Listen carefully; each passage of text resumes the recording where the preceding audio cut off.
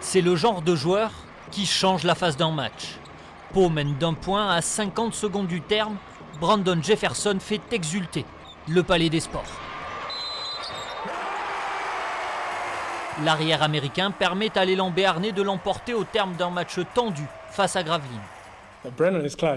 Brandon est décisif, tout le monde sait ça, il est imprévisible, il peut manquer quelques shoots en début de rencontre, mais en fin de match, il est taillé pour ça. On défend bien, je crois, il marque dans les dernières 5 secondes de la possession, donc c'est un tir qui est dur en plus avec la faute.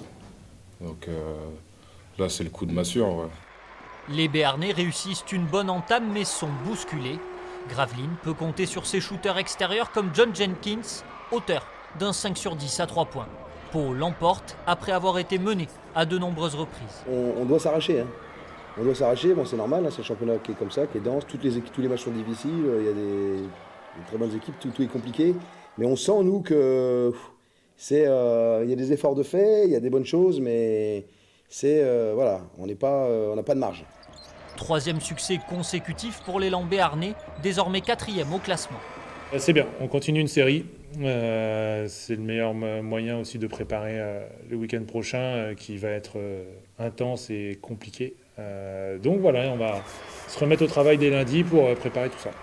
Samedi, l'élan reçoit Fos-sur-Mer en quart de finale de Coupe de France, un adversaire contre lequel Pau a perdu de 2 petits points en championnat au mois de février.